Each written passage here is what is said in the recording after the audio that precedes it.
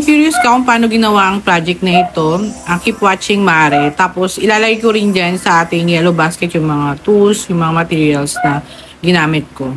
Meron na tayo dito na print and cut ng mga name tags. Ito yung photo paper na ginamit ko, andyan sa ating yellow basket. So pagkatapos magla-laminate na tayo gamit nitong naka-roll na laminating film. Ang kapal nito ay 250 microns.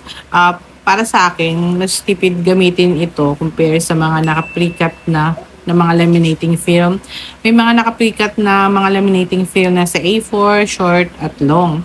Pero mas prefer kong gamitin ito kaso lang ang disadvantage nito yung struggle sa pag-cut kasi mag-estimate ka pa.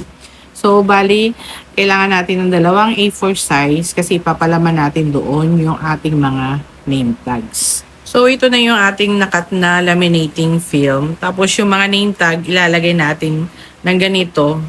Ipapalaman natin ito sa dalawang nakat natin na laminating film. Kapag sure ka na sa pagkakalapat ng mga name tags, ready na yan para i-laminate. I-set na natin ang ating laminating machine. I-on natin. Tapos, i-set natin sa hot. Tapos, ito yung adjustment kung gaano natin gustong i-set yung init nitong ating laminator. Makikita rin natin sa taas kung saan na tayo banda.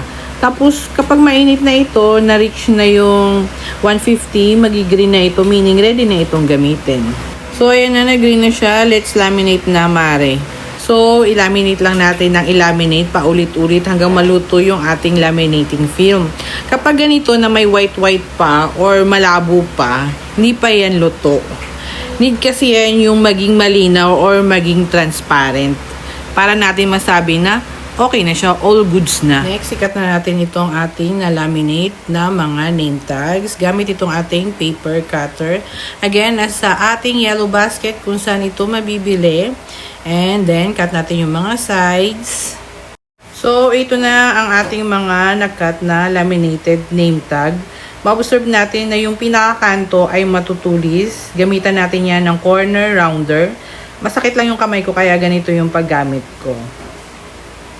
So, ayan na. Makikita natin na nag-round na yung mga corner. Hindi na ito makakasugat sa mga anak natin. So, i-punch lang natin yung ibang mga naiwan na mga name tag. May iba't ibang klase ng round corner na puncher pero mas prefer kong gamitin ito. Pagkatapos nating ma-round yung mga corner ng ating name tag, bubutasan naman natin ito gamit itong ating 2-hole puncher.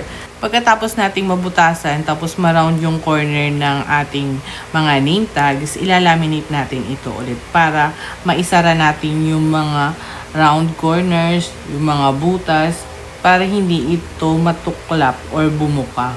Paulit-ulit lang natin itong ilaminate hanggang sa ma-sure natin, matansya natin na okay na ito. Pagkatapos natin itong malaminate, lalagyan na natin ito ng lanyard. Yung ginamit ko nga palang lanyard dito ay actually gamit ito pang face mask. Ilalagay na natin yung mga hooks ng ating lanyard dito sa ating mga nagawang name tags. Ang nagustuhan ko dito sa lanyard na ito ay may adjustment ito. Itong kulay black pwede mong ibaba, pwede mo ring itaas. At ito na ang ating finished product mga Mare. Kung may tanong ka, mag-comment ka lang dyan sa ating comment section. O kaya naman, i-check mo yung mga links na mga materials na ginamit ko dito. Andyan sa ating yellow basket. Thank you for watching mga Mare.